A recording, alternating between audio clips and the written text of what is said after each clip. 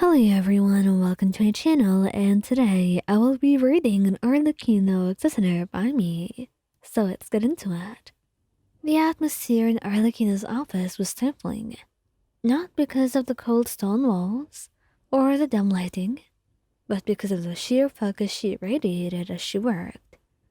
You were sitting in the corner of the room, pretending to read the book, but your eyes kept wandering to her, completely engrossed in whatever paperwork she had spread out in front of her. You sighed, tapping your fingers against the arm of the chair, waiting for a flicker of attention from her. It had been hours now, and Arlecchino had not looked up once. Her brow was furrowed, lips pressed into a thin line, and the quill in her hand moved rapidly over the parchment. You cleared your throat. "Hey, Arlie, are you here?" She muttered, not even glancing up at you. And you huffed, slumping back into the chair, staring up at the ceiling. She was always like this when she was caught up in work. Focused, determined, almost to a fault. But today you couldn't help but feel a little neglected. You were not used to fighting for her attention, but maybe today would be an exception. Pushing yourself up from the chair, you walked over to her desk, standing behind her. She did not notice, or maybe she was choosing not to. Leaning over slightly, you let your fingers ghost over her shoulder. "Arlie, you've been working for hours," you murmured, your voice softer. "Just a bit longer," she replied, not missing a beat in her writing. You frowned. Clearly, she was not going to be distracted that easily. You tried again, this time letting your fingers trail down her arm. "Don't you think it's time for a break?" "Almost done," she muttered, her eyes still glued to the documents in front of her. "Arlecchino, you said that 2 hours ago." You say, this time with a bit more exasperation.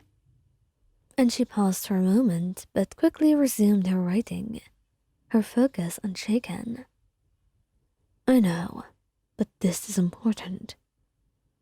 Your patience was wearing thin, not because you did not understand how vital her work was, but because she was stubbornly refusing to acknowledge anything out of it.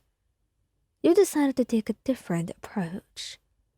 Moving behind her chair, you leaned down, your lips brushing against her ear, as you whispered, "You know, I could really use some attention right now."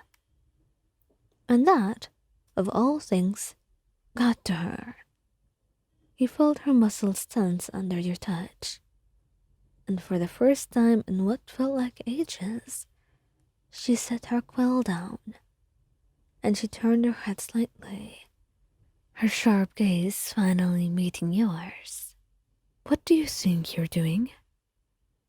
"Trying to get your attention," you say innocently, though a playful smirk tugged at your lips. She raised an eyebrow, her expression amused but guarded. "You've never been this needy before." You scoffed, moving around to sit on the edge of her desk.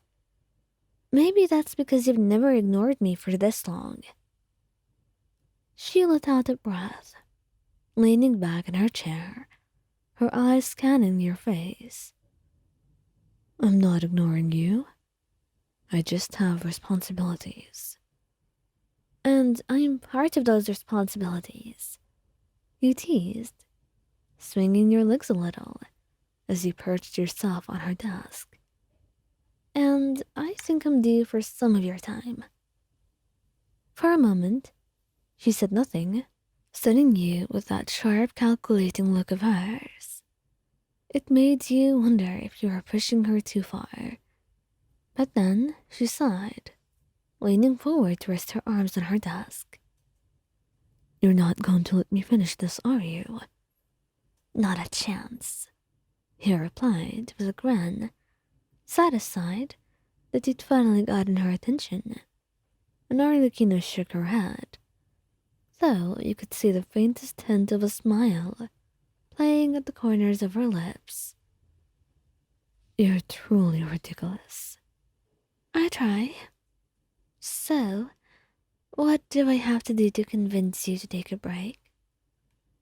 Arlecchino glanced down at the pile of paperwork, and her eyes flicked back to you.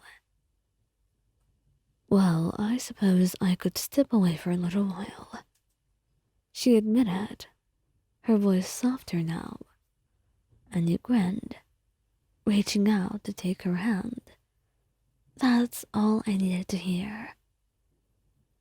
And she stood up slowly, her hand still in yours, as she allowed herself to be pulled away from her desk. The tension in her shoulders seemed to ease as she stepped closer to you, her presence commanding still, but this time more soft and relaxed. So, what now? You gave her a look of mock contemplation. I don't know. Maybe we could start with a little kiss? Arlecchino's eyes gleamed with amusement. A kiss, huh? You've been a little too demanding today, haven't you? She leaned in, her lips coasting over yours, but stopping just short of closing the distance. You pouted. I've had to wait long enough. That seemed to be the magic word. Arlecchino, finally closing the gap, her lips pressing firmly against yours, in a possessive kiss. Her arms slid around your waist, pulling you close, as if to remind you that despite her previous focus on work, you're always her priority. And when she pulled back, her lips barely brushing against yours, she murmured, Don't get used to distracting me like that. You grinned, resting your forehead against hers. I'll take what I can get.